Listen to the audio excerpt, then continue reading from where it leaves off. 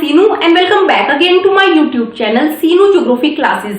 देखिए हमारे यहाँ 11th क्लास की एनसीईआरटी की ज्योग्राफी बुक भौतिक खोल के मूल सिद्धांत यानी फंडामेंटल्स ऑफ फिजिकल ज्योग्राफी हमारे यहाँ कंटिन्यू चल रही है और उसमें हमारा चैप्टर चल रहा है second chapter the origin and evolution of earth यानी पृथ्वी की उत्पत्ति और विकास। इस चैप्टर का फर्स्ट पार्ट हमने कर लिया है, वो आपको डिस्क्रिप्शन बॉक्स में मिल जाएगा।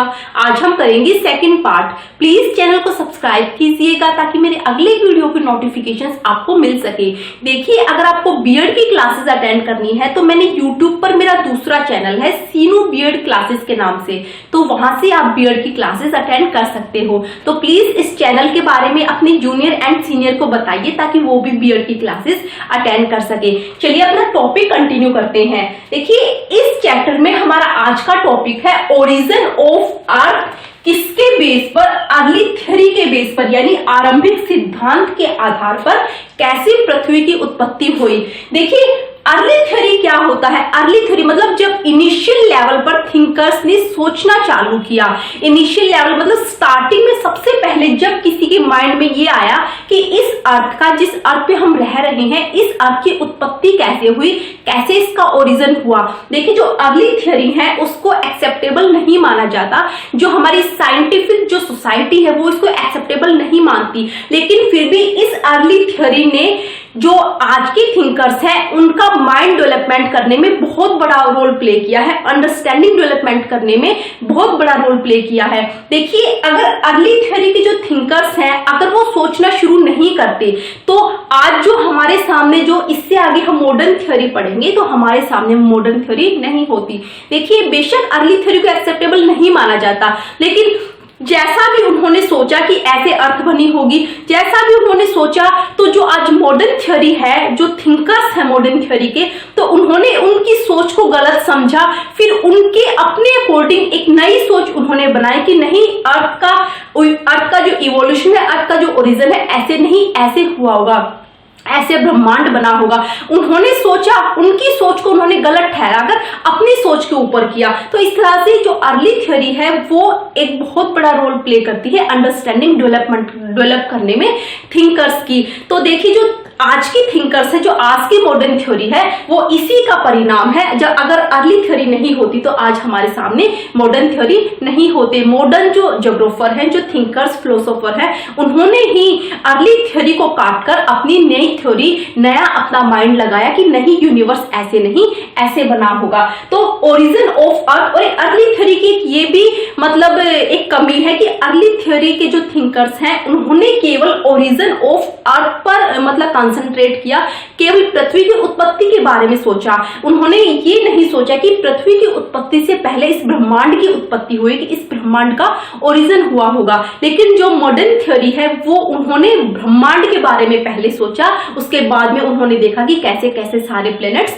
बने हैं। तो आज हम इसमें अर्ली थ्योरी के बारे में पढ़ेंगे। देखिए पृथ्वी की उत्पत्ति के संबंध में विभिन्न दार्शनिकों और वैज्ञानिकों ने अनेक परिकल्पनाएं प्रस्तुत की हैं। परिकल्पनाएं क्या होती हैं? हाइपोथेसिस। बहुत सारे फिलोसोफर्स ने, अलग अलग साइंटिस्ट ने हाइपोथेसिस हमारे सामने प्रस्तुत की। हाइपोथेसिस मतलब परिकल्पनाएं, मतलब अपनी अपनी कल्पना, उन्होंने अपनी अपनी इमेजिनेशन से सोचा कि हाँ ये चीज ऐसे पृथ्वी का ओरिजिन हुआ होगा। तो पृथ्वी की उत्पत्ति के संबंध में फिलोसोफर्स ने, साइंटिस्ट ने अपनी अपनी हाइपोथेसिस प्रस्तुत की। इनमें से एक प्रारंभिक व लोकप्रिय मत जर्मन दार्शनिक इमैनुएल कांट का है, जिन्होंने अपना मत रखा किसके बारे में? ओरिजिन ऑफ अर्थ के बारे में 1755 ईस्वी में। और उनकी क्या हाइपोथेसिस थी? उनकी हाइपोथेसिस थी न्यूक्लियर हाइपोथेसिस। देखिए न्यूक्लियर हाइपोथेसिस क्या होती है मैं ये आपको बाद में समझाऊंगी। पहले हम ये देख लें कि जो न्यूक्लियर हाइपोथेसिस थी उसको फिर रिवाइज किया लैपलेस ने। उन्होंने उसमें कुछ मतलब संशोधन किए, कुछ उसको रिवाइज किया कि न्यूक्लियर हाइपोथेसिस ऐसे नहीं, ऐसे होने चाहिए। देखिए 1796 ईस्वी में गणितज्ञ लैपलेस ने इसका संशोधन प्रस्तुत किया, जो निहारिका परिकल्पना के नाम से जानी जाती है। देखिए जो नेबुलर हाइपोथेसिस है, निहारिका परिकल्पना है, ये लैपलेस ने भी दी है और ये कांट ने भी दी है। देखिए लैपलेस ने इसमें थोड़ा सा क्लैरिफिकेशन किया है, इसलिए इस परिकल्पना का जो क्रेडिट है वो लैपलेस को भी जाता है। ये परिकल्पना है क्या देखिए इस परिकल्पना के अनुसार ग्रहों का निर्माण कैसे हुआ, धीमी गति से घूमते हुए पदार्थों के बादल से हुआ जो कि सूर्य की युवावस्था से संबंध है। देखिए इसमें सन को यूथ स्टेज में माना गया है और इसमें क्या है कि सूरज के चारों तरफ कुछ क्लाउड शेप में कुछ पदार्थ घूम रहे थे, उसमें गैसेस भी थी और उसमें सॉलिड मटेरियल भी था और वे सूरज के चारों तरफ घूमते घूमते वे पदार्थ आपस में एक दूसरे से ग्रेविटी फोर्स के कारण एक दूसरे से चिपक गए, जिससे किसका निर्माण हुआ, जिससे प्लैनेट्स का निर्माण हुआ। तो निहारिका परिकल्पना ये है कि सूरज के चारों तरफ जो क्लाउड शेप में जो पदार्थ घूम रहे थे, सॉलिड भी और गैसेस भी, उनके एक दूसरे में जुड़ जाने के कारण ही ग्रहों का निर्माण हुआ। ये थी निहारिका परिकल्पना। फिर उसके बाद में निहारिका परिकल्पना देने के बाद में क्या हुआ, देखिए बाद में चैम्बरलिन और मोल्टन ने कहा कि ब्रह्मांड में एक अन्य भ्रमणशील तारा सूर्य के नजदीक से गुजरा। इसके परिणाम स्वरूप क्या हुआ, तारे के गुरुत्वाकर्षण से सूर्य सतह से सिगार के आकार का कुछ पदार्थ निकला।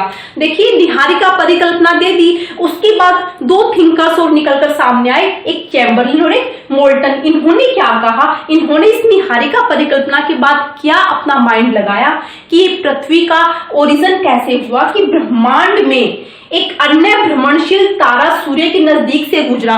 सूरज तो था यूनिवर्स में, उसके बाद उन्होंने ग्रहों का निर्माण कैसे बताया कि सूरज के पास से एक वांडरिंग स्टार यानी घूमता फिरता कोई तारा सूरज के पास आया और उस तारे का भी अपना ग्रेविटी फोर्स था और उस फोर्स के कारण क्या हुआ कि तारे के गुरुत्वाकर्षण से सूर्य सतह से सिगार के आकार का कुछ पदार्थ निकलकर अलग हो गया, सेपरेट हो गया। सूरज था, सूरज के पास देखिए ये सन था, सन के पास ये कोई भ्रमणशील तारा घूमता फिरता सूरज के पास आया और सूरज की ग्रेविटी फोर्स के कारण क्या हुआ, इस सूरज की सतह से कुछ शिगार की शेप में ऐसे कुछ पदार्थ सूरज से बाहर निकल गया और जब ये तारा सूरज से दूर चला गया तो ये जो पदार्थ निकला था, ये पदार्थ वापस सूरज की सतह में नहीं जा पाया क्योंकि ये सूरज से बिल्कुल अलग हो गया था। और उसके बाद देखिए सूरज के चारों तरफ ये घूम रहा था सूरज की ग्रेविटी फोर्स के कारण भी, और ऐसे जब ये सूरज के चारों तरफ घूमता रहा तो फिर ये क्या हो गया, अलग अलग पार्ट्स में डिवाइड हो गया, टुकड़ों में डिवाइड हो गया और उन्हें ही किसका नाम दिया गया है, उन्हीं प्लैनेट्स का नाम दिया है कि सिगार के आकार का, शिगार के शेप का कुछ पदार्थ निकल क्या हो गया, सूरज से सेपरेट हो गया, अलग हो गया और ये तारा तो चला गया। उसके बाद ये जो पदार्थ सूरज की सतह से बाहर निकला था, ये सूरज के चारों तरफ घूमते घूमते अलग अलग पार्ट्स में डिवाइड होकर इन्होंने किसकी शेप ले ली, ये क्या बन गए, ये प्लैनेट्स बन गए। ये हाइपोथेसिस थी चैम्बरलिन और मोल्टन की। देखिए चैम्बरलिन और मोल्टन ने क्या कहा कि यह तारा जब सूर्य की सतह से दूर चला गया, जो वांडरिंग स्टार था, जब वो सूर्य की सतह से दूर चला गया तो सूर्य सतह से बाहर निकला हुआ यह पदार्थ सूर्य के चारों तरफ घूमने लगा। कौन सा पदार्थ, जो सिगार की शेप में निकला था दूसरे वांडरिंग स्टार के ग्रेविटेशन फोर्स के कारण। तो यह पदार्थ सूर्य के चारों तरफ घूमने लगा और धीरे धीरे संगठित होकर, कंडेंस्ड होकर क्या हो गया, ग्रह के रूप में परिवर्तित हो गया। ऐसा चैम्बरलिन एंड मोल्टन ने माना है। उसके बाद फिर क्या हुआ, देखिए पहले सर जेम्स जीन्स और बाद में सर हैरोल्ड जेफरे ने इस मत का समर्थन किया। इससे पहले कौन से आए, सर जेम्स जीन्स और बाद में सर हैरोल्ड जेफरे ने कौन से मत का समर्थन किया, जो मोल्टन और जेफरे ने दिया है। उन्होंने उस मत का समर्थन किया कि हाँ ऐसे ही ग्रहों का निर्माण हुआ होगा। फिर कुछ समय बाद के तर्क सूर्य के साथ एक और साथी तारे के होने की बात मानते हैं। ये तर्क द्वैकारक सिद्धांत या फिर बाइनरी थ्योरीज के नाम से जाना जाता है। देखिए उसके बाद में उन्होंने क्या सोचा कि जो सन है, जो स्टार, जो सूर्य है, उसके साथ उन्होंने एक और उसका साथी तारे के होने की बात की और उन्हीं के द्वारा क्या है प्लैनेट्स का निर्माण हुआ। तो एक और साथी तारे होने की बात कही उन्होंने, तो ये तर्क किस नाम से जाना गया, ये तर्क द्वैकारक सिद्धांत यानी बाइनरी थ्योरी के नाम से जाना गया। देखिए नेक्स्ट फिर अगली थ्योरी में क्या हुआ कि 1950 में रूस के ओटो श्मिड और जर्मनी के कार्ल वाइजास्कर ने निहारिका परिकल्पना में कुछ संशोधन किया, कुछ उसमें क्लैरिफिकेशन किया, कुछ चेंज किया, जिसमें विवरण भिन्न था।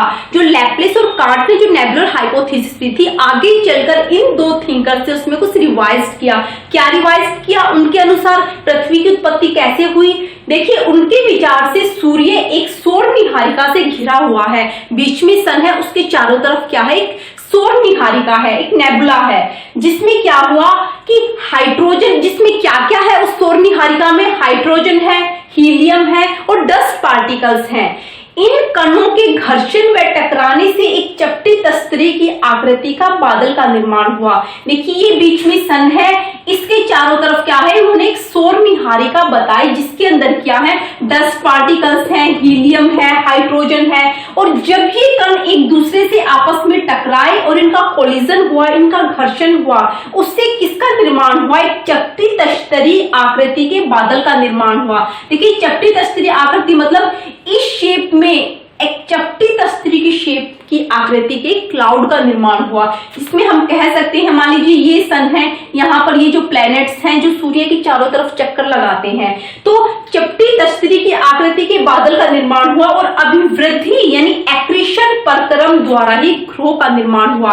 देखिए एक्रीशन प्रोसेस क्या होता है, एक्रीशन प्रोसेस होता है पहले एक लेयर, उसके ऊपर दूसरी लेयर, फिर उसके ऊपर तीसरी लेयर, इस तरह से लेयर्स का जब जमाव हुआ उसी के कारण किसका निर्माण हुआ, प्लैनेट्स का निर्माण हुआ।